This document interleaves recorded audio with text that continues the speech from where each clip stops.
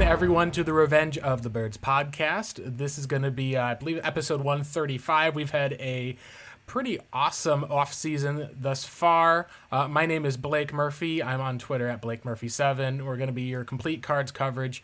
And I'm joined, as always, by my co-host, the venerable Johnny Venerable. And John, we get to talk about a Cardinals move, at least, that has a cornerback, that has some moves that are made, as well as talk about the San Francisco 49ers making a big draft day trade up.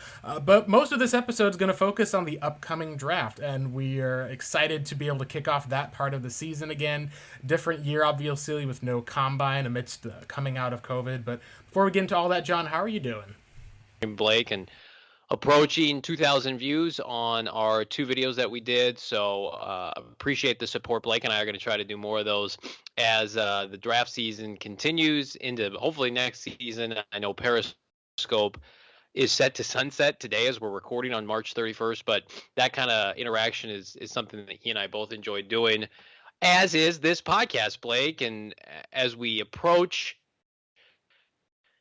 the end of April, which of course marks the NFL draft, it's interesting. The Cardinals have made a couple moves to refine their roster. They're not done yet by all accounts, but we've seen this in the past where Steve Keim, even in years like this where it's completely make or break, you're going for broke, he's trying to firm up the roster as much as possible so that he's not forced to do anything in the draft and lead other teams to believe he's got to take one specific position. And one position that Blake has been sticking out like a sore thumb really since the beginning of free agency has been cornerback. You and I have talked about it. You know, I think we both got a sense that they were moving on from Patrick Peterson. They cut Robert Alford to bring him back on the veteran minimum. And then really the only corner that they've invested a top 3 pick in recent years was Byron Murphy, and he's a lock. But they've confirmed that he's their nickel corner. So they had two glaring holes at outside corner coming into this free agency period. And it wasn't until really kind of felt like the end of the second wave of free agency that they've added at least one premier outside corner in Malcolm Butler, Blake. And I know a lot of people on the outside looking in, especially those folks who aren't educated, would look at that addition and just say, well, he's not Patrick Peterson. And certainly by name, he's not Patrick Peterson. But if you've watched Patrick as closely as Blake and I have, and I'm guessing many of our fans have, over the past 2 or 3 years, especially since his suspension for PEDs, he's just not the same player. Whereas Malcolm Butler's game is not designed in the same way that Patrick's is. He's not overly reliant on his top-end speed and his physical gifts.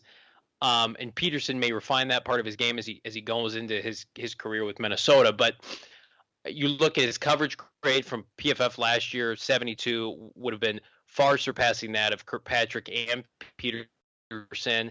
It's the kind of addition on a 1 year that makes all the sense in the world. I think they'll end up doubling up and they'll get somebody equally valuable on the other side because there are still a lot of quality options available as we record this. But Blake, I'm anxious to hear your thoughts on the addition of a player that I think we all kind of had our sights set on, but really didn't know how it would play out, especially when you consider a reduced salary cap given the pandemic.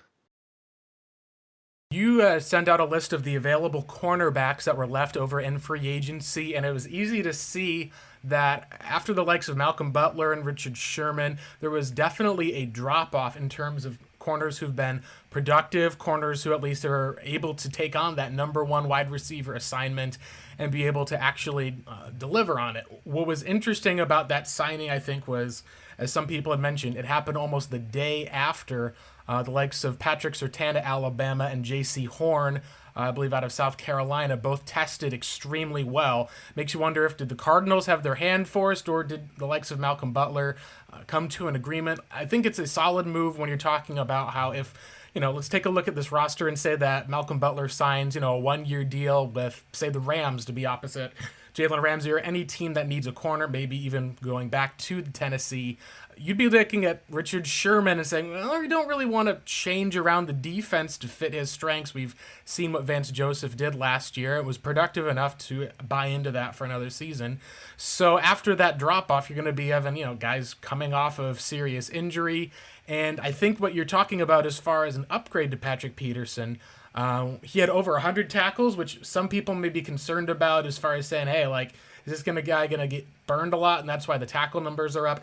He also had 4 interceptions. Potentially, there may be scheme or other assignments that go in, but it is also, I think, remarkable to factor that if you had to say which cornerback is more likely to have 100 tackles on a season, Patrick Peterson or Malcolm Butler, the answer would at least be, hey, like, Butler, as far as not just willingness to tackle, something that we've kind of critiqued about with Peterson, but also the fact that even if a guy ends up giving up a catch, if he's not giving up yards after that catch, or as we saw in Peterson's case last year, a huge number of penalty yards, then I think that you can at least say, yeah, the Cardinals probably got a bit better in that spot with coverage, and then it frees up where you're not saying, hey, we desperately need to get a number one cornerback in this draft and then rely on said rookie.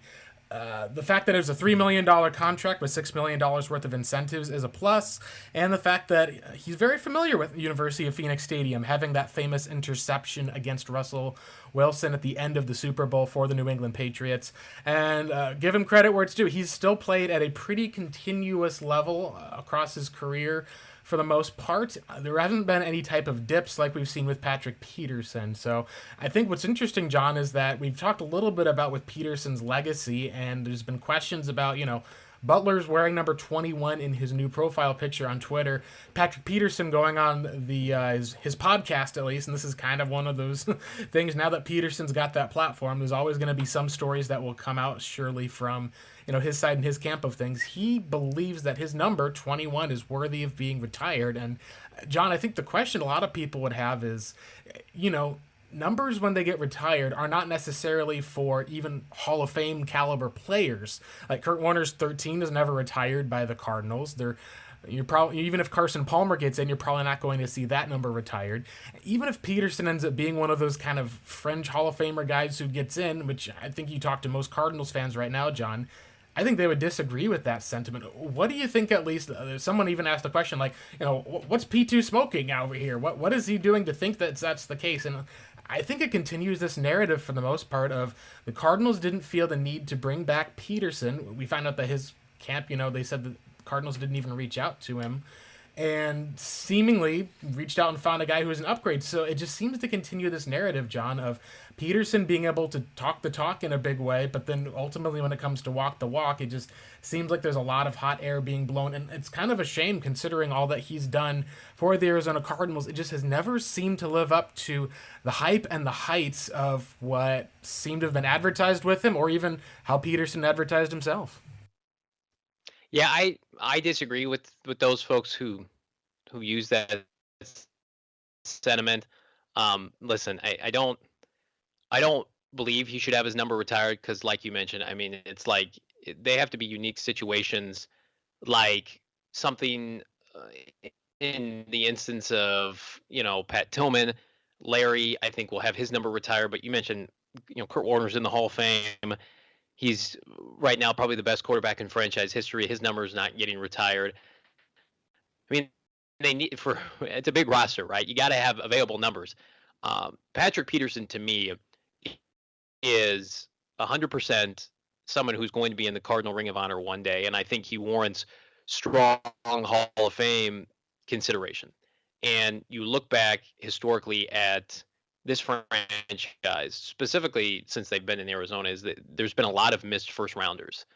And for whatever reason, there's animosity with Peterson from the fan base, I think due much in part because he wanted to leave a couple seasons ago when the team was clearly bottoming out, and the trade demands, and then following that going right into the PED suspension, which clearly to me looks like a blip. I mean, he's been tested for PEDs since day one. All NFL players are. I really do believe that was a misstep mulligan, and it doesn't affect his legacy for me. And also, I mean, he's 30 years old. His play is going to drop off because he's 30 years old.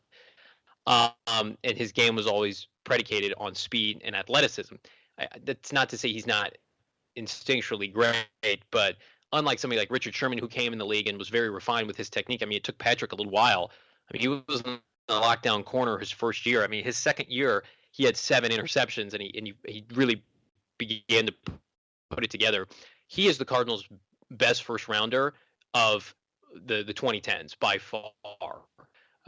they had a slew of misses that included guys like Dan Williams and Jonathan Cooper and Michael Floyd and whomever you want to include in that list.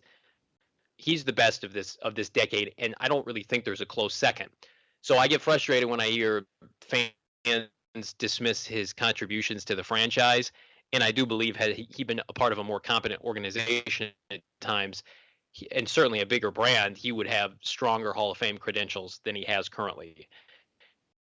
And I think, unfortunately, that's going to plague somebody like Chandler Jones. I could be wrong, but I just think we have to be realistic with this franchise. They're not the Packers or the Steelers or even the Cowboys, of course, on a national brand. They're the Cardinals, and they're a second or a third tier franchise in the NFL. And I think, until they reach those heights, we have to certainly celebrate the contributions of a player like Peterson. And I do think that he's leaving on good enough terms that certainly he'll be welcome back. We've had this conversation, Blake, before off air. Is Michael Bidwell, unlike his father, loves star players, takes good care of them, knows the contributions that they have. Patrick was a model citizen on and off the field, and was a part of the most successful, sustained success that this team's ever had in 2013 to 2015, and even in 2016 and 2017, they were a 500 team. So. Mm-hmm. It's unfortunate when I see folks talk about and dismiss his contributions because their standard and what they bat in terms of hitting on players in the draft is so low. I mean, it is so historically low. We talk about every year for a first-round pick going to this franchise. Can they even get on the field? Can they play? And here we have Patrick Peterson, who made, I think, like 7 consecutive Pro Bowls. From 2011 to 2018, and I know Pro Bowl's not the end all be all, using the Pro Bowl every year. I mean, we would kill to have a player make the Pro Bowl 3 times now in their career with the team. So I just think that he's a Cardinal great, whether you believe that or not. He's going to have his name up in the rafters, rightfully so. He's not going to have his number retired just because I just don't think that really happens much anymore. But he's a legend for this franchise in the 2010s.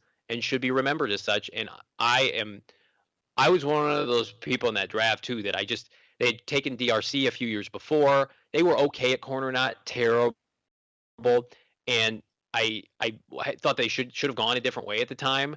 And thank goodness they didn't, because he was just a staple for a lot of quality teams and a lot of quality defenses that otherwise wouldn't have had success. So I'll remember his time fondly, and hopefully he will too.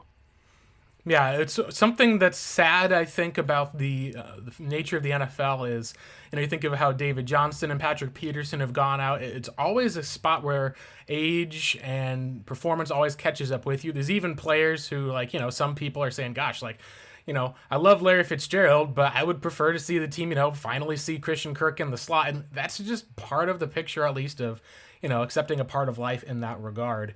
The thing I think that's interesting when you look at for other NFL national news before we talk a bit about the draft and what the Niners have done, we kind of stumbled on some contract restructures, and some of that at least obviously was overshadowed by the fact that the NFL is going to be having a 17th game this season. That was made official. The Cardinals will be playing the Cleveland Browns. So while you're playing another playoff team, it's interesting to look at the NFC West as the entire division is kind of in the same boat. You're going to have the division winners, I think at least for that one, are going to be the Steelers. You're going to have them playing against the Rams. You're going to see, Seattle, I believe, is going to be taking on with how the Ravens, the Cardinals against Browns.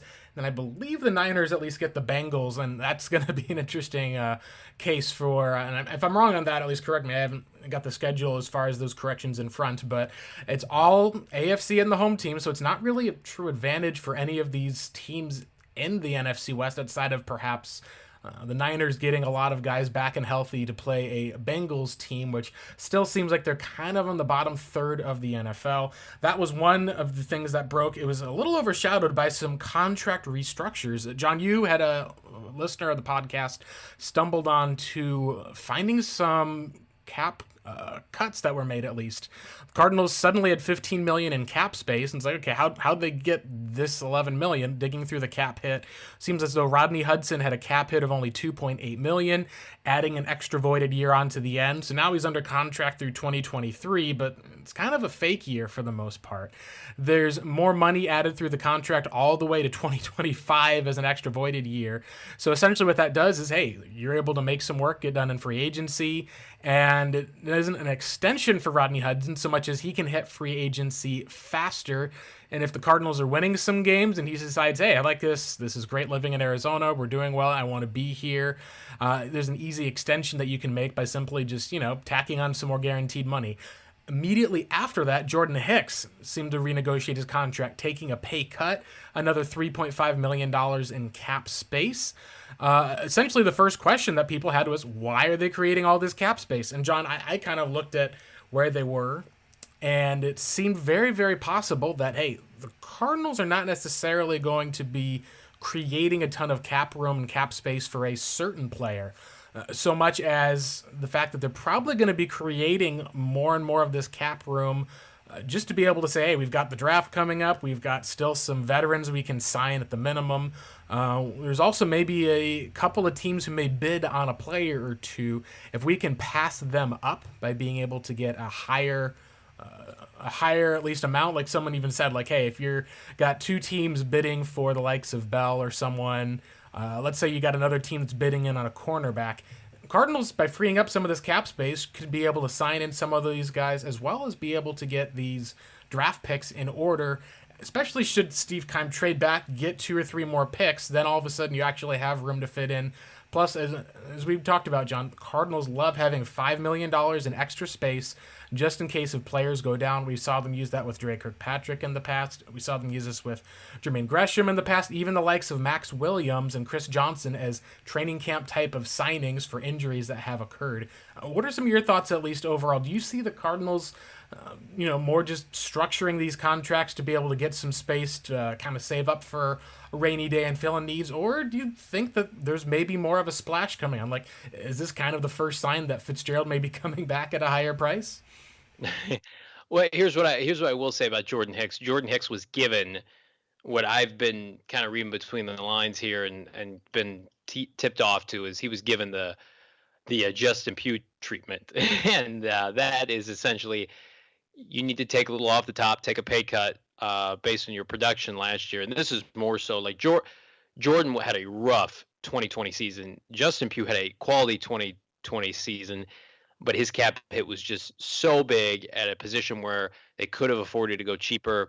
Thankfully, both sides worked it out. Jordan Hicks was, if you're into advanced metrics, was one of the worst inside linebackers in all football last year. He had a PFF grade of 50.4, and that's really disappointing because you look back at his 2019 and it was solid. I mean, his run defense was 69.1 as opposed to this year. His run defense, Blake, was almost 30 points below. So whether at 40.4, was he injured? What was going on? If he was injured and he toughed it out, kudos to him. But he had a dismal season last year. And, you look at his $9 million cap hit, pandemic season, trying to reduce everything, get everybody situated with this $188 million cap strap team. And I just think to themselves, they just said, Jordan, we're either going to cut you and you can go see what you can get on the open market, which will not be $6 million, or you can take $6 million. And he took $6 million. He's no more guaranteed money on his contract this year or next year. He needs to play significantly better, Blake, or I think this will be his last season in Arizona. I think that's solidified. And we'll see. Tanner Vallejo signed a 2-year contract. I think a lot of people would like to see him get some snaps in lieu of Jordan Hicks sitting. And we know Isaiah Simmons is hopefully going to be on the field 100% of the time with Devon Kennard parting ways. And then you look at, Rodney Hudson's situation is interesting. Seth Cox, the editor, our buddy at revengeofthebirds.com, mentioned that it's basically like 2 years, voidable deals on the back end. Basically, he's on the team for the next 2 years. If they win, he thinks, that he'll sign an extension with the team. If they don't win, he's going to hit the market. So hopefully the Cardinals can convince him to stick around. But I think it's really interesting when you think about like the Cardinals. If you believe the Cardinals had a chance to sign Rodney Hudson in free agency, you are out of your mind. he was dead set on going back to Kansas City or to a true contender, and the Cardinals had to give up a pretty penny in a third-round pick to get him. So now it's like, they have to court him for the next 2 years, and the best way to do that is to put up W's and have him develop a rapport with Kyler Murray. So those are the first two things I want to say about both those players. But like you mentioned, Blake, I think that we're going to see another addition specifically in the secondary. I think they're going to bring in one more quality outside corner that's going to compete with a rookie, whether it's a first or second round rookie at corner. That could be Breland. I think it's going to be an upgrade over what we saw last year in Drake Kirkpatrick. A lot of people have been asking me, is it going to be Kirkpatrick? That to me feels like in addition they would make after the draft for close to the vet minimum. No one's in a hurry to sign Drake Kirkpatrick. You're seeing a lot of ex-Cardinals last year that aren't really getting picked up quickly. Devondre Campbell hasn't signed with anybody. I mean, it goes to show you that their trouble spots last year are not going to be greener pastures with other teams. And I think the Jordan Hicks situation today kind of solidified that. So I would think that they're going to sign one more quality corner. There's so many available left, and they could go big game hunting. I mean, it would not shock me if they could get somebody like Quentin Dunbar, who's supposedly scheduled to visit next week, or somebody like Richard Sherman, that type of player, because nobody is signing, and this is something important to remember for our listeners. No one is signing multi-year deals at this point. That's done. That was for the marquee free agents that bled for the first like 10 to 14 days. And now everybody's taking a 1-year deal. It just depends on what's your guaranteed salary for this year. And are you hoping, of course, to hit the market next year when the cap is supposed to spike up like $30 million? So everybody is realistic at this point, and everybody is fair game. We've talked about, could they add a free agent running back? I don't think they're going to add a back for anything above the vet minimum. I could be totally off base. I don't see it happening or close to it with incentives laid in. Like if X player rushes for 1,000 yards, starts 10 plus games, sure. But I mean, for the most part, the base salary for any running back that comes in to compete with Chase Edmonds and a rookie is going to be minimal. And then I think the only other position is tight end, but realistically, like, who are you adding now? You're not adding Zach Ertz. Who are you adding that's going to be financially an impact for you? I don't think it's going to be anything super crazy. So you look at, okay, they've got $15 million. I still expect either a restructure from Devon Kennard, who's due almost $8 million this year, which he's not playing for $8 million. I will go to my grave and say he will not play for $8 million this year, and he's making more than Budda Baker, Justin Pugh, Jordan Hicks, J.J. Watt, AJ Green. He's not a starter right now. I think he'll either restructure, and by restructure he'll take significant cap or a cut, or they'll just outright cut him, and they'll recoup $6 million after June 1st. So then you think about, okay, they're going to have over $20 million. 5 to 7 will go to the rookie class. Less than that if they don't have a third or fourth round pick. I think there is one more big free agent addition in the secondary at corner that they'll add. And we'll go and look at that group potentially after the draft. I mean, if you got, and I know we'll talk about the draft here in a second, but like if you're adding Quentin Dunbar with Malcolm Butler, Byron Murphy, and somebody like J.C. Horn or Patrick Surtain or Asante Samuel Jr. at the in a trade down scenario, suddenly your secondary looks significantly more athletic and improved than it was in 2020.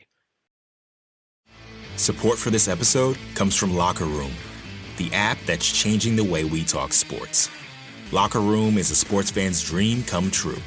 It's a live audio platform that lets you connect with other fans, experts, and even the athletes themselves. Locker Room makes it easy to start your own conversations. Talk about the latest rumors, takes, news, and teams you care about most. Join massive watch parties for all of your friends to react together in real time as you celebrate a buzzer beater or suffer the agony of a crucial bricked free throw. And if you've got a bunch of supremely spicy takes you'd like to fire off, you're in luck. You can even record the conversations if you want and release them as a podcast. So it's time to start thinking about catchy titles. It's all totally free and available at the iOS App Store right now. So go, download it today. Locker Room, changing the way we talk sports.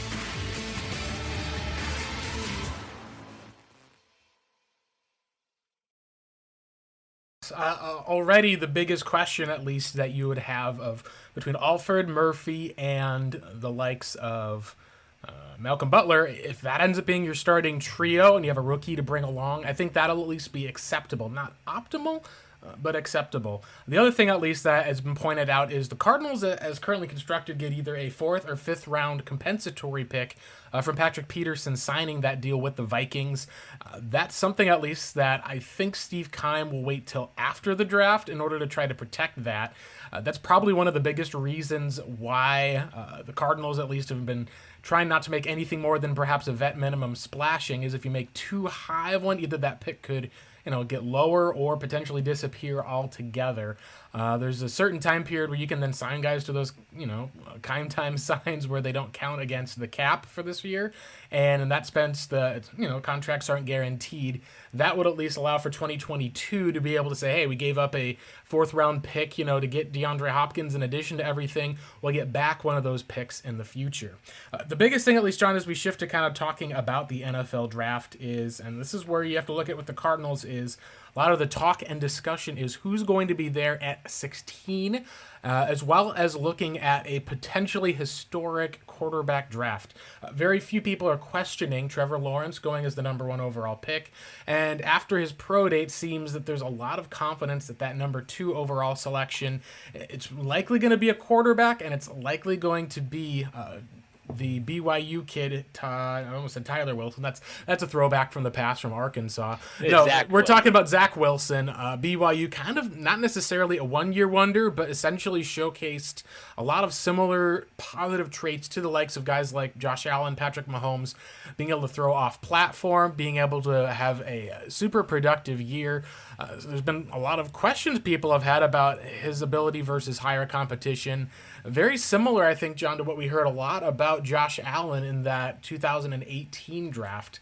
The difference, obviously, at least, is you've got a guy who's, at least a 2-time national champion in Lawrence, who's started for 3 years at a high-quality program like Clemson. What we at least saw was after picks 1 and picks 2, there was a lot of questions. Would the Miami Dolphins try to trade back? We saw ultimately that was the case. They also then traded back up to pick number 6. And the San Francisco 49ers screw over the Carolina Panthers, who, from reports, have sounded desperate to kind of get a new signal caller in for the long term. There's obviously, with the Deshaun Watson case, seems like everything on that regard until his legal troubles are figured out. The financial commitment to the Texans that they made in him, not to say that it looks Darrell Washington-esque. On the surface, obviously, you want to, withhold and see, but it does not look good overall. And so, at least for nothing else, you can just say, all right, 2021, everything with that is on pause. Even if a team trades for him, it seems very unlikely he would be playing this year. So that puts a lot of the spotlight, John, and the speculation then is, who are the Niners going to take? Because that may determine what the Atlanta Falcons do at pick number 5. And the closer we get to the draft, the more it does kind of seem that the players that are going to be going in the top 10 are getting more and more solidified. Yeah. There's been a lot of questions and reports about Justin Fields. There's been questions about Trey Lance. The one that sticks out, though, has been just the sheer number of people close to the Niners and Kyle Shanahan saying they think that it would be Mac Jones, who's the Alabama kid who has 17 career starts, would be the one going at that pick. Very similar, and not just talk about, at least for his appearance or anything like that. The style of play even has been compared to the likes of Jimmy Garoppolo. So then, of course, you get into how much of this stuff is real, how much is smokescreen. And we've been through this before, John. When the Cardinals were at the number 1 pick, we had questions, discussions about, Nick Bosa or Quinnen Williams, how much of it was smokescreen, trying to get someone to trade up. At the end of the day, it turned out that there was a lot of fire where that Kyler Murray smoke was. How much of this do you think is capable with the likes of Mac Jones, or are we all overthinking this? And Trey Lance has been the guy. He's always going to be the guy for the Niners at pick 3. Yeah, it was refreshing. Kyle Shanahan had one of the more honest press conferences I remember seeing in recent years this week, basically saying, it's true, I was going to go after Kirk Cousins. In the past, this basically solidifying, like, he has a type at quarterback that he believes he can win with. Here's my opinion, is that I can't believe a Mac Jones pick until I see it at pick 3. And I don't want to come off dismissive of Mac Jones, because he's a legitimate NFL prospect. Like, he's not our cup of tea, Blake. I think you and I would be disappointed if the Cardinals were in a position to take a quarterback and took him based on just kind of where the league is right now. Those kind of quarterbacks typically, if you're not a special athlete, and I don't mean like a running quarterback, but like special in the sense that like Justin Herbert's a special athlete, he's not considered a runner. Mac Jones is a clear like throwback pocket passer, and oh by the way, he played with what's going to be 4 top 15 receivers, and he played for the best coach in college football. Not routinely pressured. You look at a lot of his highlights. Guys are wide open, and I get he's loved by his teammates. I guess he's great, on film sessions on the whiteboard. But I just feel like the upside. We've seen what the upside is. It's Kirk Cousins. It's at the highest end. It's Matt Ryan, and I don't know if you get anybody that thinks Mac Jones is going to be Matt Ryan out of Boston College. I just think that giving up. Let me just say this: if they had stuck at pick 12 and taken him, that would have made much more sense, right? And if they want him, they clearly feel like he wouldn't have been there at pick 12. Kyle Shanahan even mentioned this as much in his press conference, saying that they felt like they were going to get left at the altar. That's why they did this, right? I think that you give up 3 first-round picks and a third to go up and get a quarterback whose ceiling is as limited, in my opinion, as Mac Jones. I just think that's a disastrous move for your franchise, no matter how much we, applaud Kyle Shanahan's ability to mentor quarterbacks, and clearly he does have a type. I just think that you go up that high because you get exposed by the Kyler Murrays, the Russell Wilsons every year. They got decimated on Monday Night Football by Buffalo this year against Josh Allen, and Shanahan made comments after the game basically saying, you got to have a special quarterback in this league to win. And so I get the sense it's going to be Trey Lance or Justin Fields. I would be ecstatic for the Cardinals prospects if it was Mac Jones. Not to say they couldn't win with him, but again, you're just limited with that kind of quarterback in today's NFL. And it's not like San Francisco. I know they have Trent Williams. They don't have a great offensive line. So I just think that, I try to avoid the outside noise, and I'll just be pleasantly surprised if it's Mac Jones, but I don't believe it. I think it'll be Lance or Fields, and then we've got issues if they do develop, because those are two just supremely athletic, gifted individuals.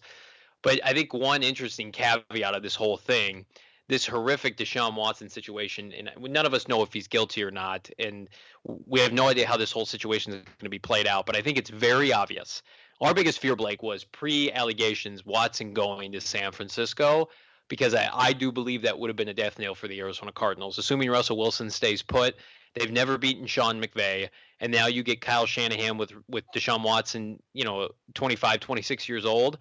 I just think that would have been something I don't believe the Cardinals could have overcome. They can overcome a rookie quarterback, regardless of who it is, at least next year. But the Niners gave up 3 1s and a 3 for maybe Mac Jones or a developmental guy from North Dakota State. What would they have been willing to give up? It's clear they would have been willing to give up the house for Deshaun Watson. Those allegations had not come out, they would have been right there to the end of it. Maybe they would have gotten outbid by a Denver or a Carolina. We don't know. But that was a scary proposition. And I believe, just like you mentioned earlier, Blake, after the pro days for Patrick Surtain and J.C. Horn made maybe the Cardinals pivot to Malcolm Butler, I believe that the allegations with Watson made Kyle Shanahan and John Lynch completely take the exit and say, okay, we need to go all in with the draft, and we have to overwhelm the Dolphins at pick 3 because we're going to get left out. And clearly Watson's not an option, and we can't trust Jimmy Garoppolo. So it's been an interesting 6 to 8 weeks with this whole thing unfolding. And the last thing I'll say on this, Blake, is that I do believe they're going to move off of Jimmy G. I think they're going to start a rookie. You can't give up what you give up and bring the number 3 overall pick in the house, in the building, and not wrap your arms around him and say, you're our guy. I've seen Kyle Shanahan play rookies before. It's gone fine. Robert Griffin, Johnny Manziel, he's had success with certain players. If you're the Arizona Cardinals, you cannot, I repeat, cannot lose to the Niners in the standings with a rookie quarterback. I don't care if it's Justin Fields or whomever. The Niners roster is not that much better than yours. If anything, the Cardinals may have a better roster today. Kyler Murray in his 3rd year should not be losing playoff spots to Justin Fields or Trey Lance or, God forbid, Mac Jones. So I just think that a lot of people just assume San Francisco is going to be in the mix. If you're the Cardinals, you better finish above them in the standings, or this puppy's getting blown up, because we know they've got their issues with McVay and Russell Wilson and company already. But we got to push San Francisco to the side in 2021. If you're not and you're Arizona, then I think all bets are off at that point. Yeah, it's interesting, John, to look at the pivoting of the NFC West to how, after years and years where the teams had, Colin Kaepernick, Russell Wilson, even Carson Palmer coming in, the Rams finally end up doing a huge move up to get Jared Goff added to an elite defense.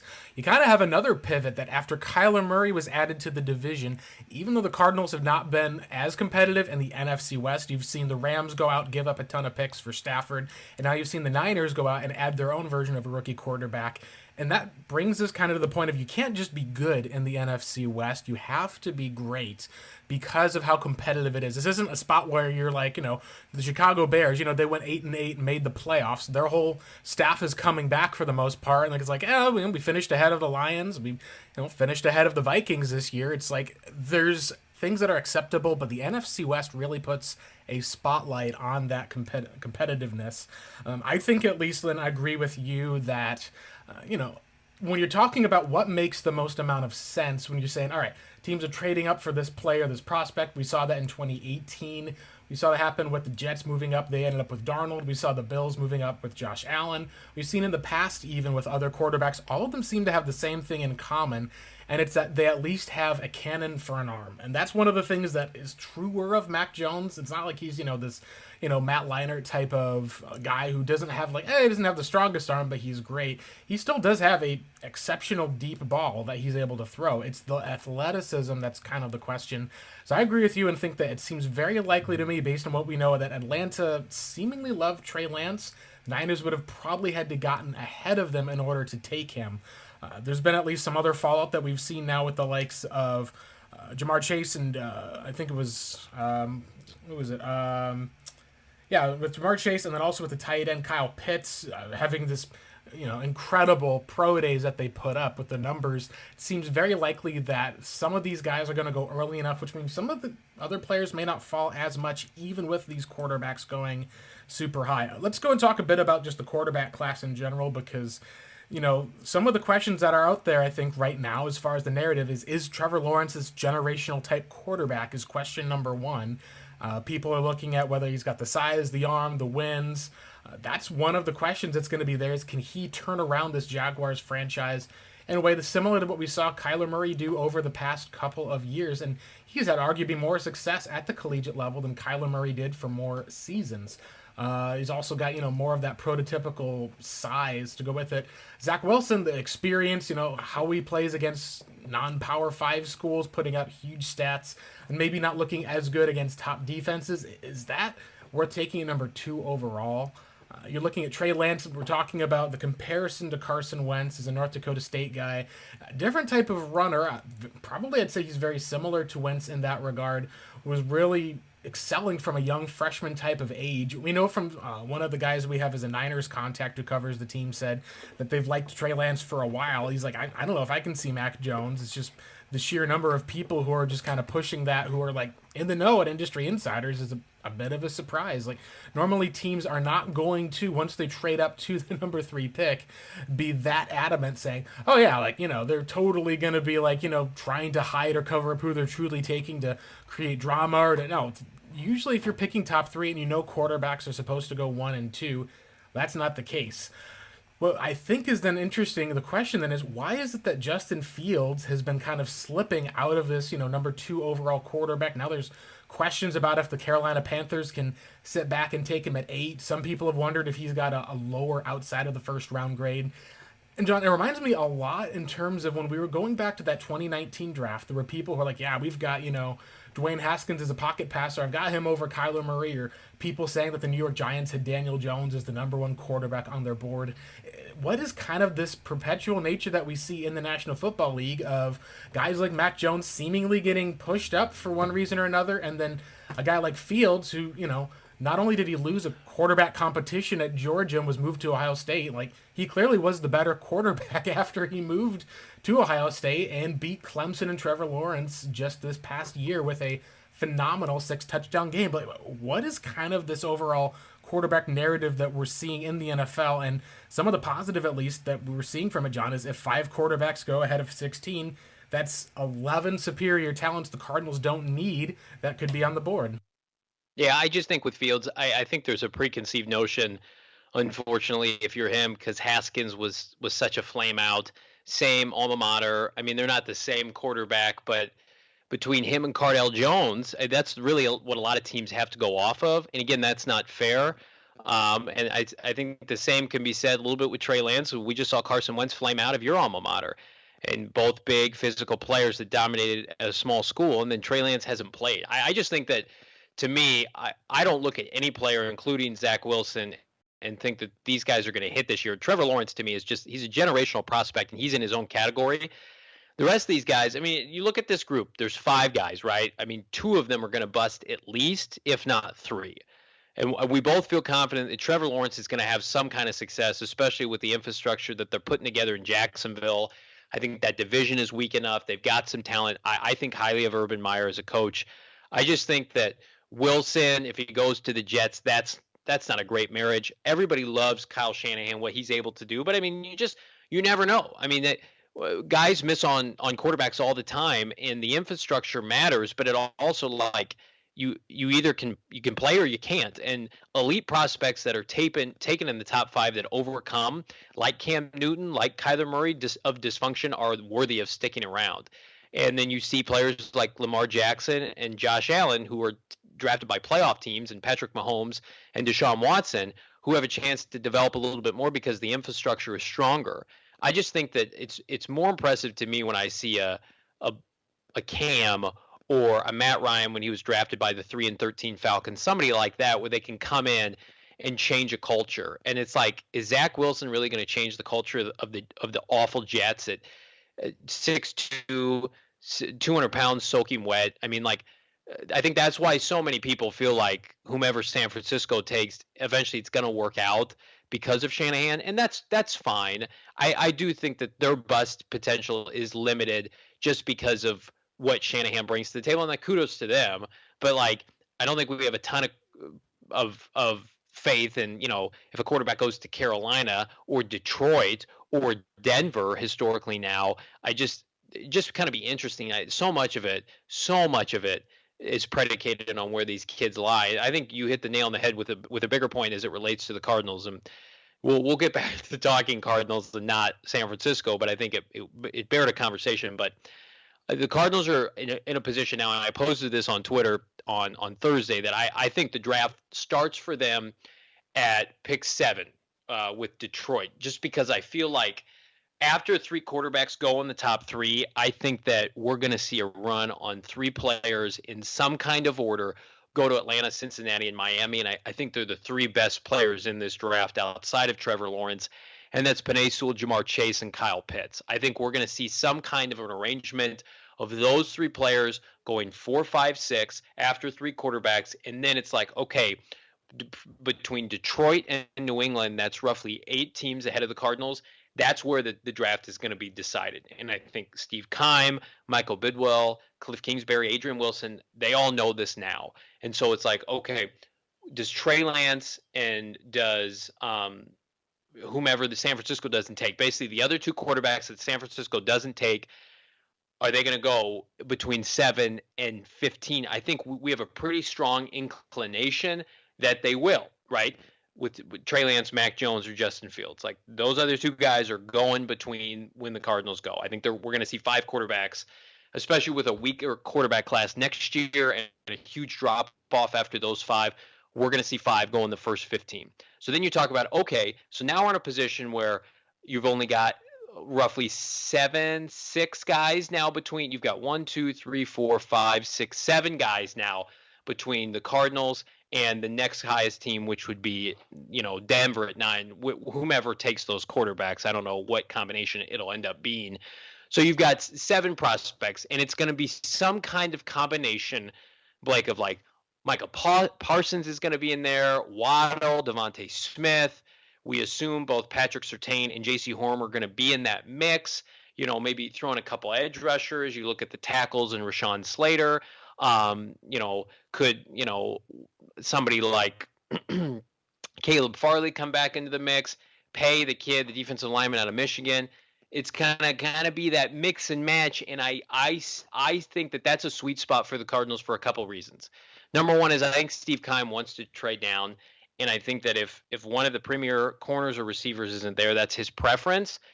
But you go back to last year's draft, right? And I don't want to keep harping on 2019, but it's interesting. And I alluded to this online today. The Cardinals got Isaiah Simmons at pick 8 and felt like he was a top 3 to 5 to 7 talent in this draft. It would be really disheartening if the Cardinals were picking 8 in this draft, because I do think after that, the 6 players we mentioned, there's a big fall off. But like you remember last year, it was like, okay, well, the Cardinals took Isaiah Simmons, and that was really kind of the end of like the blue chippers, right? Then it was like a mix and match of players that we thought could go top 10 or could go like at the end of the 20s, or excuse me, the teens, right? I mean, we saw like CJ Henderson go right after Arizona. I don't think it would have shocked anybody if CJ Henderson went 19 instead of 9. CeeDee Lamb fell to 17. Jerry Jeudy fell to 18. Henry Ruggs was the first receiver drafted. Tristan Wirfs was my top tackle. He went 13th. Kinlaw had top 10 talk going into the draft. He went 14. I mean, it was just interesting. Like we saw like Clavon Chason or whomever, that guy from the Jaguars, he had like everybody say he's a freak. He's going to go top 15. He went 20th. So there's going to be guys who we think are just surefire locks to go really high after that initial group of elites, and we have no idea. So that's why I keep saying, like, everybody, when we get messaging on Twitter, Blake, I'm sure you get DMs, it's just like, is it realistic to consider like X player falling to us? And I'm going to tell you right now, if their last name is not Penei Sewell, Chase, or Pitts, absolutely it is 100% a possibility at pick 16. Patrick Surtain could be there, Caleb Farley, Devontae Smith, Jalen Waddle, J.C. Horn, whomever you want to name, even Micah Parsons to some extent. One of those players could fall to 16, and it would not surprise me at all because it happens every year. And we're in a very good spot. It's kind of damned if you do, damned if you don't. Like, we want the quarterbacks to go high, Blake, but if like Mac Jones falls to the Cardinals at pick 16, you know there are going to be teams in the 20s that are interested. The Patriots, the Steelers with Big Ben on his final year of his contract, maybe New Orleans. So it's like, even if we don't get a run on quarterbacks like we hoped and one or two of them fall to the Cardinals, that would still put Steve and company in a very precarious position where they can leverage that for a trade down. So I think that 16 is typically not a great position to draft. I think this year with these quarterbacks and like clearly the high-end talent is identified, the Cardinals are going to be in a good mix to get a quality player either at where they're at or later on in the first round. Support for this podcast comes from PayPal. Small business owners, turn your smartphone into a cash register. PayPal QR codes are the safe and easy way to get paid in store, and they deliver the same security and trust PayPal is known for online, in person. Even if you're a cash-only business, with PayPal QR codes, you can accept credit or debit with everyday low fees. There's no additional hardware or software needed. Generate your unique QR code from the PayPal app and display it on your device, or print it to display in store. Customers scan your code with their PayPal app. You only need your smartphone. Learn more at paypal.com/us/getqrcode. Absolutely. The biggest thing with Arizona that you have to look at when you're picking at 16 is that expectations are very different as far as when you're talking about top 8 last year. You know, we talked about how Cardinals ended up with Isaiah Simmons in a lot of ways because 3 quarterbacks went before they picked. They had their pick essentially of, you know, an elite right tackle prospect or an elite defensive prospect. They ended up taking Simmons, had him as the higher guy on the board. The other factor, John, is that a lot of people have said, all right, well, Steve Keim, why not trade back at least? And what's tough about that is, you know, it's kind of have your cake and eat it too. You know, if the Cardinals are picking at 16 and they don't see the guy that they want there, all right, just trade back. Well, if there's no one there picking at 16, someone may not be wanting to trade up or give you, you know, a third-round pick for one of those extra type of resources. You also don't want to completely bail out of the first round or get low enough where it's like, all right, we traded back here. Now we have to trade back again because we don't like anyone here. We can get into some of the specific players, but I did at least want to set that as kind of the ground rule is, you know, looking at this draft, there's some scenarios where the Cardinals don't see any of the players that they would take at 16 are there. But like you said, John, it doesn't mean that you're not going to have a potentially really good or even elite player that falls there. Here's some guys, went back and did a little bit of check with the draft history, who've been taken number 16 overall. Two of those guys for Arizona Here were we go. Luis Sharp and DRC. So you're like, okay, these are two stud players for the Cardinals when they had them. They were never, Yep. I don't remember if Sharp made it to the Hall of Fame necessarily, but he was a solid player that they had on the offensive line. You see some guys, at least for just modern players, of Marlon Humphrey, Zach Martin, the guard for the Dallas Cowboys. Ryan Kerrigan was taken with the 16th pick. And then you've got some Hall of Fame caliber players as well, with the likes of Jerry Rice and Troy Polamalu obviously are the biggest names. So even looking back to the Marlon Humphrey year, there were some other corners who went ahead of Humphrey. He went to the Baltimore Ravens and has developed into one of the better corners in the NFL, you could argue. Maybe some of that is scheme, but it's to say, hey, there's other scenarios that you see where the board just gets totally picked clean for the most part. And that's something I think I was just going over one of the mock drafts that had this today, and I thought this was interesting where, we get questions like, hey, like, could they trade up for a guy like Pitts? Could a guy who's one of the Bama receivers fall to them? What about one of the cornerbacks who's here? Like, here's kind of how this mock draft from CBS went today. It had 3 quarterbacks in the first 3 picks. They had Fields going to San Francisco, Kyle Pitts and Jamar Chase going with the next 2. A lot of people are starting to maybe pivot off of the offensive line toward Jamar Chase. Some are even pivoting away from Penei Sewell, the OT, toward Rashawn Slater, he's just a phenomenal player, at least when you watch him. Doesn't look like he's the kind of guy who's a stronger physical. He's got a big smiling face, glasses, curly hair, and then you watch him on tape and he just, is pushing Chase Young around in their game.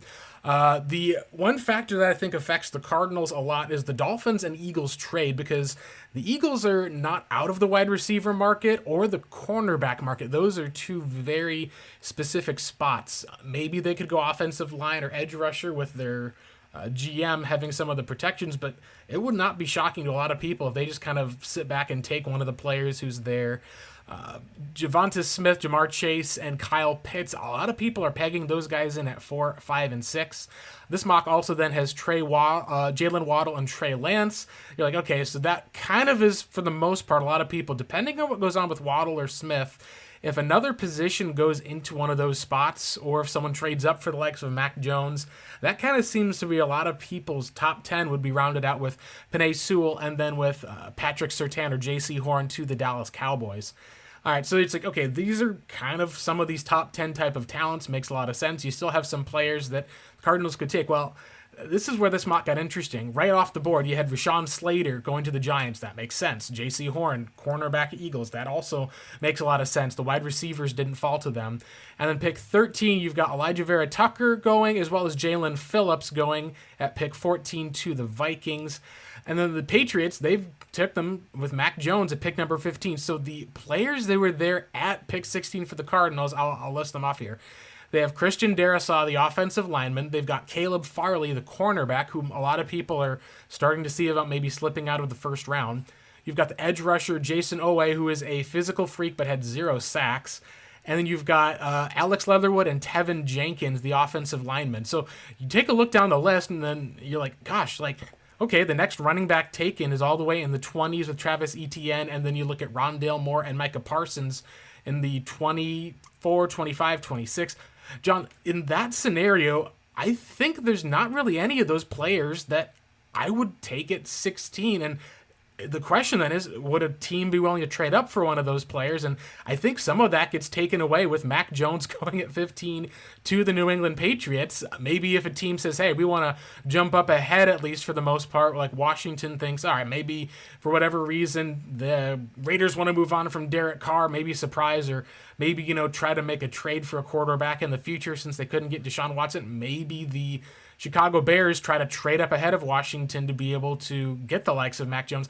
If he's gone at 15, John, that puts you in a really tough scenario for the Cardinals because you're kind of in a no man's land as far as trading back. And in that scenario, I think you'd probably be looking at Tevin Jenkins. And it's hard to say the Cardinals fans would both pick an offensive lineman and potentially be, disappointed. It's not the splashiest pick, but the other part is it'd be hard to see Tevin Jenkins starting at right guard without just saying, all right, Cardinals took their next DJ Humphries. He sits for a year. There it is. So I think that's one of the things that Cardinals fans, you may have to be considering. Like, a lot of hope may go into this pick, and you may still not see first round types of aspirations, which would be a tough spot for you to get into. Yeah, and I think that's why so many of us are pretty blunt when we say that, if they take a running back in the first round, it's not our first choice, but at least we know they're going to use him, and they're going to be an impact player early, and the learning curve is not steep. And I look at scenarios like you just suggested, Blake, and it's like, well, can they afford to take another developmental player, specifically up front on the offensive line, or potentially, force feed another player of Vance Joseph's linebacking core that has to sit? I do think with the pass rushers, it's easier to have interchangeable players. I think that with regard to like inside linebackers and offensive linemen, like those positions are typically set and those players rarely leave the field. Like you want the same starting 5 offensive linemen throughout the duration of the season. Jordan Hicks and Devondre Campbell, as much as they struggled, never came off the field.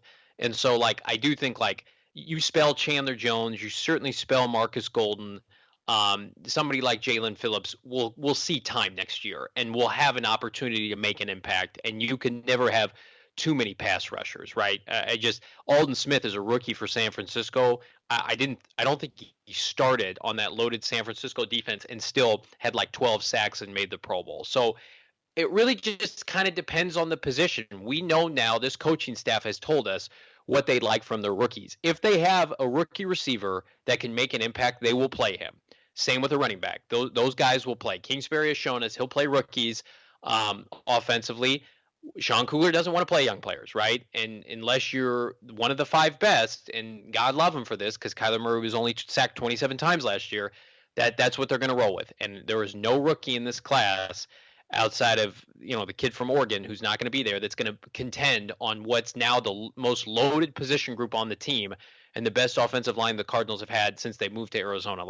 So that's why I just think that's a waste right now for what this team is going for.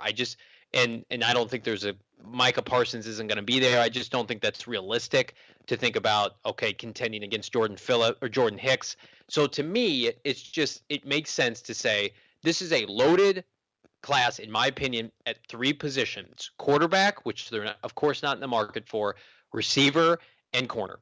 And if you had to ask me today, bet my 401k on what position they draft, I think it will be one of those 2 positions, corner or receiver. But if your board is picked clean, you cannot reach on a player like Tooney from Florida or Caleb Farley and his bad back at 16, not at 16, and consider a success. I believe that there are 4 players you're allowed to consider at that position if you're Arizona.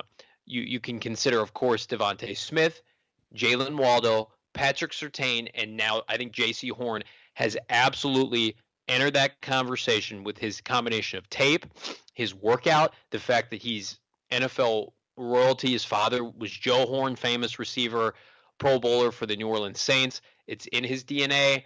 I think those are the big 4, in my opinion, that you can absolutely consider and ride home with. If all of those guys are gone and you don't love anybody else, and whomever's on the board is not a lock to see time next year, you need to move down by any means necessary. You need to get to the early to mid 20s and get back your 3rd round pick and then some. And then you want to go BPA, then that's fine. But at that point, at least you're going to have a better appetite to take somebody like Travis Etienne, Javonte Williams, or my favorite, Najee Harris. It's going to be easier. Even if you think Najee Harris is not worth a 1st round pick, and you've got him graded as like the 35th player in the draft, you take him 25, no one's going to have a problem with that, right? But if you pass on a premium talent at 16 to take him, that's where we're going to have issues. No one sees Keim doing that. No one needs to be worried about Keim taking a running back at 16. That's not going to happen. But is that gonna be a name changing type bet, John? Is that gonna be one of those changing the ad away from? Oh, God. I would hope that most of the people that are listening to this podcast were not around for 2 years ago for that. I think there's a much better chance that Mac Jones is a San Francisco 49er than the Steve Keim takes to running back at 16, especially when you consider, like, you can trade down with anybody and get something in return. And I do think, Blake, they're in a prime position with three teams in the 20s and technically at 19 with Washington that you're going to be able to recoup a third plus, or even in one of the situations a second. Washington and Chicago back-to-back at 19 and 20. We know they're going to be in the market for a quarterback. We know Chicago's desperate. You're going to be able to get their third-round pick if you move back 4 spots. Pittsburgh at 24, the way it shakes out on the trade chart, if you go from 16 to 24, you get their second-round pick. That, to me, for the Cardinals, is best-case scenario, home run. They love Mac Jones or Trey Lance. They fall inexplicably to pick 16. They come up to get him. You're able to trade down, get an early day 2 pick. That would be so much fun, and just take Najee Harris and run the ball with Najee Harris in 2021. You're going into day 2 now with a second rounder, maybe 2 twos, but certainly a second and a 3. And you're feeling much better about your chances to get another starter on top of somebody like Najee. To me, if you're asking me, okay, best case scenario, and we're 30 days out of the draft, what's best case scenario for Johnny Venerable on the ROTB podcast? 4 guys at pick 16. Horn, Surtain, Waddle, Smith. I'll put them in order at a later date. They get any of those guys at 16, I'll be ecstatic, right? If all those guys are gone, the best case scenario is for this team to trade down, get more picks, and take Najee Harris and start him from day 1. Yeah, looking at some of these areas of the draft, there's, like you mentioned, a team like Washington. It's like, okay, what do they have? Well, they've got 2 third-round picks this year, so you're like, okay, pick number 74, pick 82. That's something that'd be helpful. The thing I think that, logically speaking, is if you're going to try to jump up, usually, and this is one thing, remember, with the Cardinals in 2018, they jumped up from pick 15, not because they were afraid of another team taking Josh Rosen, and trading up for behind them. They were looking at teams ahead of them that would be potentially taking a quarterback, and they were aggressive to move up and sure they got their guy versus wait around. I wonder if that means that teams are going to be looking at pick 13 or 14 with the Chargers or the Vikings to try to get ahead of Bill Belichick and the New England Patriots. Like, can you picture like a draft day type of slide for Justin Fields where he starts sliding down a little bit? You're like, oh man, if he makes it to pick 15, that's our guy here. At least not. I don't think Washington would jump up for another Ohio State quarterback, but you never know. That will be something that'd be interesting. Now, what it would do, obviously, John, is it would push some of that talent down a little bit. And let's assume that Belichick is not going to be in the same market for guys, which, maybe they go ahead and take one of those corners or a receiver that falls, which would be maybe a bit surprising given the fact that they've drafted quite a few of those guys. They've brought back a second-round tender. I think the question that you're going to look at for the most part is when it comes to a best-case scenario, it would be, like you said, an elite talent falling to the Cardinals. I think those 4 are the easy names to hope for as far as, hey, teams are looking at this talent and saying, hey, we could get ourselves an offensive tackle looking in that second round. We're going to be able to say we can get a second-round speedster versus taking, Jalen Waddle coming off of injury in the first round. Well, hey, we see and this is one of the strengths that I see as well, is it's a very good, it's not like it's, I would say, loaded, where it's a combination of both top heavy, but also the second round corners in this class. John, there is a lot, I think, of promise looking at where outside of the likes of Horn or outside of the who are the guys I was going to say at least, Surtain.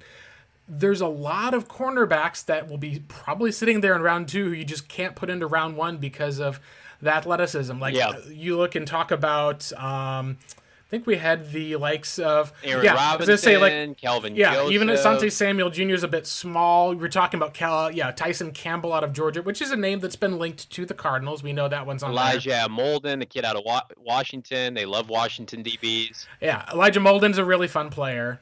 Exactly. Like, if you're looking at saying the Cardinals in the first round were like, all right, we know we can get our Elijah Molden probably in round number 2. We're looking at least at saying, hey, can we go and trade back and get a guy that we like out of Oklahoma and Ohio State and Trey Sermon in round 3? Suddenly you're talking about a trade back in the first at least, and look at who the talent is on the board.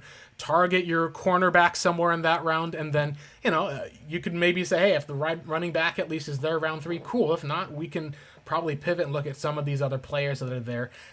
I think that that's one of the options that Arizona can look at. The biggest question, I think, as far as for all these spots is, what are they going to do at tight end? Because we've talked about wide receiver. We thought about as a depth in the draft. We talked about corner. We've talked about how you can find running backs in round 3 or 4. They may not be, these franchise caliber game changers, but they can be at least, solid starters that can, go out and get you your 1,000 yards and 10 touchdowns every year. Tight end is an interesting place considering that when we were looking at the Cardinals, they were barely running any sort of tight end sets in their game against the Lions. They've since kind of shifted to almost running a lot of 11 or 12 personnel, utilizing the likes of Dan Arnold, who's not coming back to the team from last year. We haven't heard anything on the Max Williams front, but you're assuming that you're probably going to want to try to get at least a player who's going to be able to be of that caliber in the receiving game as Dan Arnold. That's going to be interesting to look at. So where a lot of Cardinals fans have naturally drifted to then is talking about, all right, well, what if the Cardinals do the opposite of trying to trade back? What if they try to be aggressive and trade up and try to pull away Kyle Pitts from another team? And that's something that Arizona Sports' John Gambadoro has been adamant on, that they love him, that there's whenever questions about making a bet on it, he's kind of like, not said, oh no, I wouldn't bet the mortgage on it. He's toyed with the idea, and to me it's almost kind of like the scene in Avengers Endgame, like, oh, don't do that, don't give me hope. And I think part of that is because of the question, John, is, all right, you can love a guy, have him on your board. That was how, the Oakland Raiders felt about Kyler Murray in 2019. It doesn't mean that you're going to necessarily be able to give up picks or be able to get that player, though. What are your thoughts on the Cardinals trading up for the likes of Pitts, or let's say one of these other elite talents in the draft? Because with the lack of picks that they have, you're talking about giving up similar to Niners packages or the Rams packages of multiple firsts in the future, and you're doing that for a non-QB. Yeah, first of all, it would be the ultimate NFC West raise the stakes kind of move. And I feel like I would dismiss it any other year, but this year I do feel like there's just weird stuff going on. And I just think that the team is in a position where they could kind of go for broke because they feel like, I don't know, that next year their pick should be lower in the 20s. And so if you think about giving up a future first, in Steve Keim's mind and Cliff Kingsbury's mind, that's going to be 25, 26, 27 if everything breaks right this year.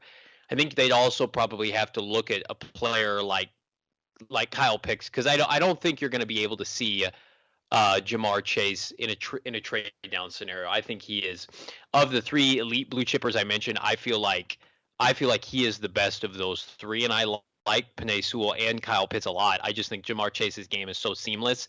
The learning curve on the offensive line is harder, and I also think that tight ends are just devalued because of the position, whereas Pitts is just a uniquely gifted individual where we can kind of dismiss that. The trade of what the Atlanta Falcons did for Julio Jones is the only thing I can kind of compare what it would look like for. Atlanta gave up the 27th overall selection and just their first the following year. So they basically got away with going from 27 to 6 for Julio, and then all they did was give up their 2022 first or 2012 first round pick. Or excuse me, it was a complete package, but that was the only other first that they had to give up. So they had to give up a lot. The article I have pulled up right now does not break down the whole thing very well, and it's been so long that nobody has articles about it anymore. But basically, they had to give up their first round pick among other future day 2 picks. And with Arizona, you're not going that high as compared to what Atlanta had to do. And I apologize, I'm trying to do the spur of the moment, but I would think for the Cardinals to be able to get it done with a team like, let's say Atlanta takes, to me, Atlanta's going to take him at 4. And so you would have to go and have that discussion with Atlanta. And we just saw San Francisco go from 12 to 3. Now it was 4 quarterback, and that price is going to be different. But 12 to 3 should theoretically be less expensive than 16 to 4. The Cardinals are not giving up 3 1s for Kyle Pitts. That is lunacy, complete, utter chaos. The only way I could potentially see it is that Kyle Pitts gets to maybe like a complete and utter rebuilding team in Detroit at pick 7. The run on quarterbacks is done. They don't like any of the remaining quarterbacks. They're all in on And they could take Pitts too. Like, that's what everyone has said. They could even take him as well. Well, they took Hawkinson. They took Hawkinson, but if they think he's a wideout, that's fine. But if you got to Detroit and you wanted to go up 9 picks, I think you could get Detroit to just take your 1 next year and just say, hey, we're Detroit. We've got all these ones with the Stafford deal and everything else. We're just going to dominate future drafts like Miami's doing. That's the only scenario, and I would be totally okay with it. I have no problem with it because I think that it's the kind of win now move. Plus, you're getting a premium player that you otherwise wouldn't have access to. And I'm all about like securing blue chippers. The Atlanta Falcons, for what they gave up for Julio Jones, would do that trade 10 times over, and the other teams in that draft would have mirrored the same trade. When you get a player like this, I got the report right here, right, at least for all let's hear that, it. John, on what they gave up. The Wikipedia is super helpful. So they went from 27th overall. They gave up their 2nd and 4th rounder that year. So then they also traded it up and gave up Atlanta's 1st and 4th rounder in the next year. see, that doesn't even seem like that much. It doesn't seem like it's that much, and part of that, I think, is the quarterback tax is getting ridiculous because of the rookie quarterback contract is there. Right. Good. Tax them up. So the thing, at least like you're saying, is if you're going to be getting, like, let's say this scenario happens on draft day. Let's say that Mac Jones does go at 3 and Dan was like, oh, well, we thought that Trey Lance was going to be the guy at 3. We may be able to take him. Then you're talking about the Cincinnati Bengals at 5. Suddenly then have the likes to say, hey, like, do we want to trade back and get more picks, or do we want to, take the guy for Joe Burrow and Kyle Pitts? And that's kind of, I think, one of the things about the realism here is if you are going to be saying, hey, we've got a team calling and offering, move back to pick 16, moving back. Now, the funny thing, at least for all of that, is I don't think that you're going to be seeing the Panthers trade up to number 5 because the Dolphins moving back up to 6, they seem to be much more committing to Tua. You may end up looking at that scenario. That's maybe the one scenario. Let's say you say, hey, Bengals, we'll give you our 1st round pick this year. We'll give you our 2nd round pick, which I think is the crazy part for that this year. And then we'll also trade up all the way up to pick number 5 to jump the Dolphins to try to get him.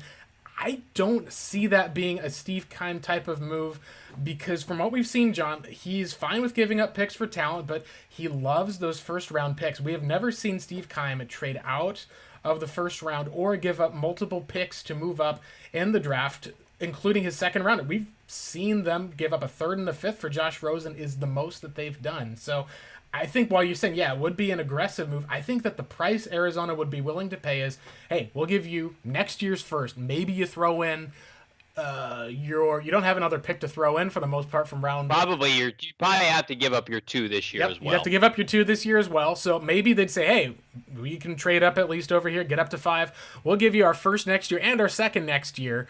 Do you want to have that? And I don't see it being quite enough. Now, even if you're coming to trade players or other aspects, you would be kind of going essentially all in on this player and then talking about, when teams go in on an elite talent like that, but said elite talent has issues or busts, suddenly you're looking at a Laramie Tunsil type of situation. I don't think that's going to be the case with Pitts, but I do think that you, for the most part, John, you and I can look at the board and say, like, the odds are much, much more likely that the Cardinals will stay put at 16 or trade down.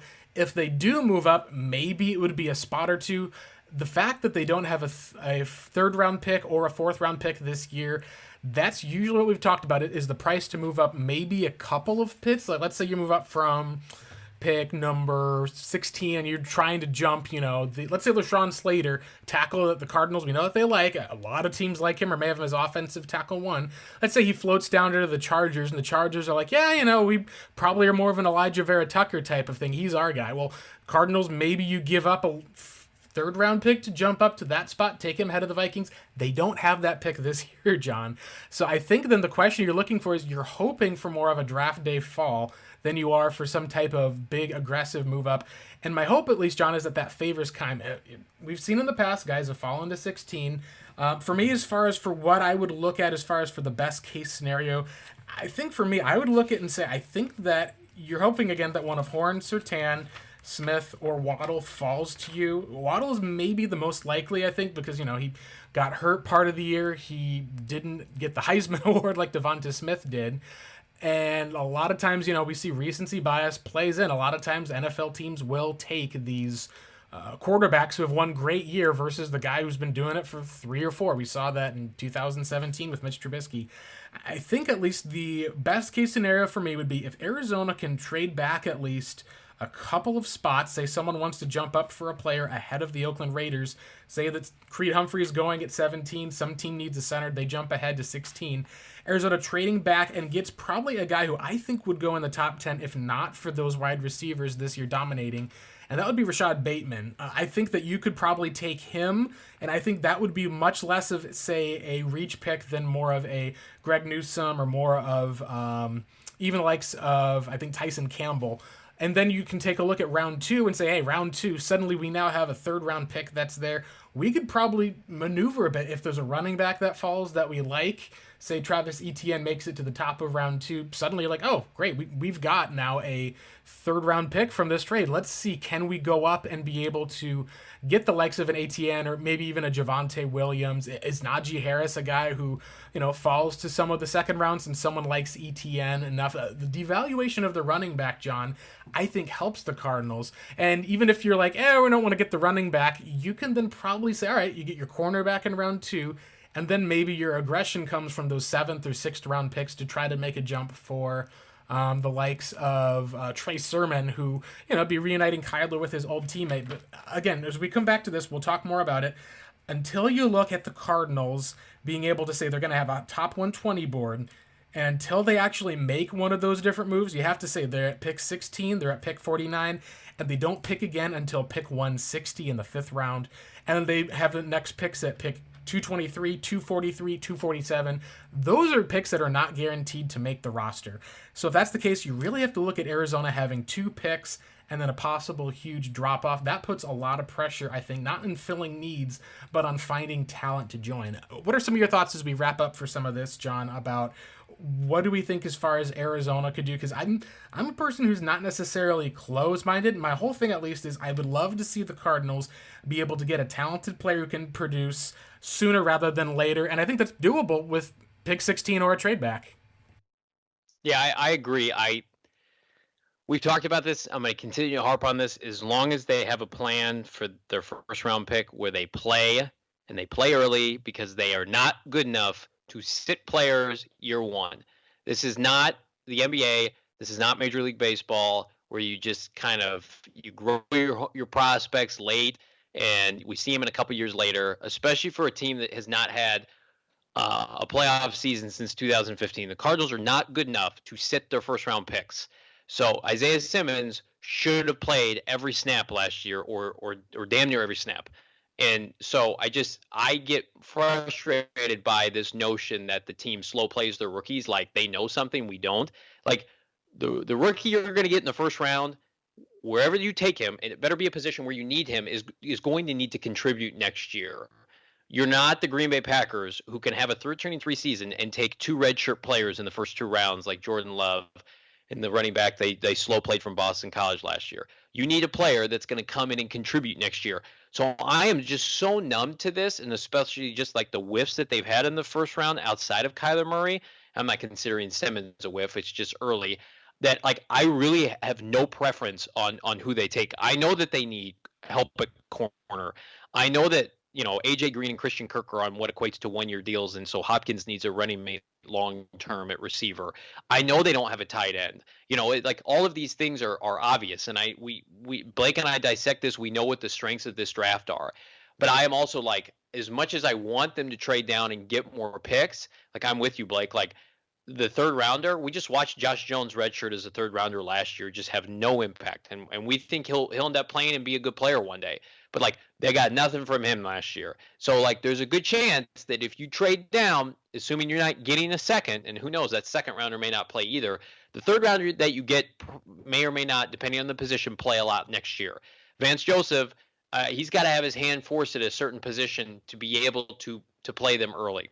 So all this Kyle Pitts talk is crazy, and then you look at it and you're like, well, at least he's tight end 1 next year. He's in the lineup. He's playing every down. They think they think the world of him, right? They know he's a long-term building block. He's going to get a X amount of targets next year in the passing game. Like, he's going to be utilized. I think the same thing can be said for somebody like Devontae Smith. I just think Devontae Smith would walk on the Cardinals, practice field and just run circles around 90% of their receiving core. I'm not convinced Jalen Waddle will do that. I'm just that high on Devontae Smith as the player and the person. I think the same thing. I think Patrick Surtain and J.C. Horn both, and I hate this term, have a swagger and a confidence about their game where, yes, they're not as seasoned as somebody like Malcolm Butler, but like depending on what the Cardinals do at the other corner spot, like I could just see Patrick Surtain's like, I played for Nick Saban. I went to Alabama. I'm one of the best players in the country. I'm going to come in and solidify this position. And I do think I'm hard on the Cardinals last year for how they slow played Isaiah Simmons' development, Blake.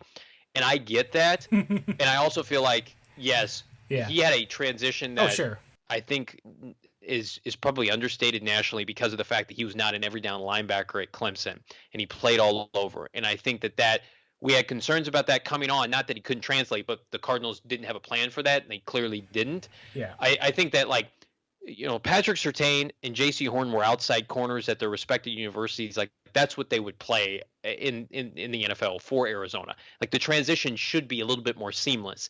And you go back and you look at, this administration under Keim, we don't have a ton of instances in which, like, the Arians years were so weird because they were winning, but the rookies early weren't playing. Their first rounders weren't playing. Humphreys, and then like Reddick was behind Golden and Chandler Jones, and then Rosen played, but it was a disaster. I mean, they've just been in weird spots, right? And so that's why I just feel like, you take a surefire contributor next year. I don't care what the position is, assuming that they have a plan for him, and I'll feel good about it. But I'm just so tired of the slow playing the first rounders with Reddick and Humphreys. The Kimdichie thing didn't work out. Then you went back to back with quarterbacks, and then like we went back to slow playing Simmons development. Like, you're taking players in the top 16 for a reason because you're not good enough. You fell off the wagon in the second half of the season. You won 2 games over the course of the last 8. You need an influx of players. I like what they've done in free agency. But there are huge gaping holes on this roster now that aren't going to be filled with quality players in the next 30 days. We don't think. They're not going to go out and sign the equivalent of, Kyle Pitts in free agency. So I would applaud the aggressiveness because I am so numb to, like, Keim has not shown an ability clearly to sit back like a Rick Spielman or somebody like that, let the draft come to him and just bat like 300 for a draft, right? And just make quality. You get a quality player every draft. You churn it out, maybe multiple. That's Keim generally doesn't hit on 90% of the players in a specific draft.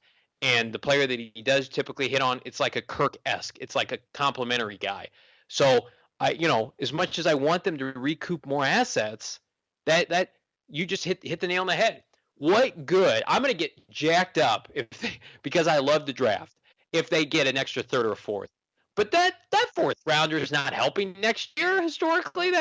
Chase Edmonds is their best fourth rounder under Keim, and he's just now in line to start in his 4th year. So it's interesting. This whole dynamic. I mean, the desperation Keim that we haven't referenced in a while, like, it could boil over on draft night. We don't know. Yeah, and we'll see. Like, again, when you're talking about those 3rd and 4th rounders, your goal is to always find guys who will be like the Rodney Gunter, or find someone who, like, with Chase Edmonds, we've said we think that he's in a perfect role right now. Maybe you get him more snaps next year, but I remember when the Cardinals took Andre Ellington, said, yeah, he's our lead back, and suddenly then it was the, last year of Chris Johnson and David Johnson, at least, were taking over, just because of sometimes you got to take a guy, not make him something that he's not, but utilize the strengths. And it is those kind of players who fill out your roster who end up being truly what makes a lot of competitive teams. Like, no one talks about how important Antoine Winfield Jr. was to the Tampa Bay Buccaneers, but they hit on Chris Godwin. He's coming back for another year. That was a 3rd round pick. That's where I think when it comes down to it, what you want to see from from the Cardinals is they have the competence to take this roster that's very top-heavy, and you've got confidence in the decision makers for the future that when you do end up likely having to pay Kyler Murray, you're able to put talent around him, especially young talent, knowing that you're not going to have that opportunity to go out and add a Rodney Hudson and J.J. Watt to your team in one offseason moving forward into the future. We'll get into more of the kind of day 2, day 3 types of players, some of our other favorites, as well as talk about some of the Keim and Kliff in the light of the 17-game season. What should some of the expectations be for this team? We'll get into some of those deeper cuts, at least as we move forward in the draft. In the meantime, you can at least follow us on ROTB Pod at Revenge of the Birds. We're hopefully, and we'll kind of take this with a grain of salt, hopefully going to have at least some form of live stream or questions content that'll be available either before the draft. We'll have a test run, and then kind of, as far as for some quick reactions on draft day, the Cardinals as of right now will only have 2 picks in the first 2 rounds outside of any sort of trade back. We'll be able to at least hopefully be there to cover all of that. John, where can our listeners find you as well as your content? Yeah, of course, we're here every week leading up to the draft and soon after on the ROTB podcast and revengeofthebirds.com in the written form. Blake and I are going to try to do a couple more live streams leading up to the draft.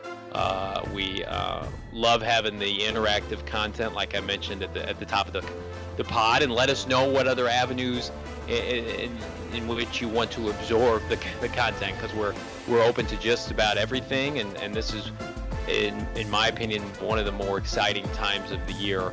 And that's why we want Arizona to have more picks. But Blake, where can they find your content? It'll be at BlakeMurphy7 on Twitter. We're planning on doing at some point a live Twitter mock draft that's not going to be out at the end of this week. Then do look for it early next week as well. Thanks again for tuning in. Go Cardinals. This has been the Revenge of the Birds podcast.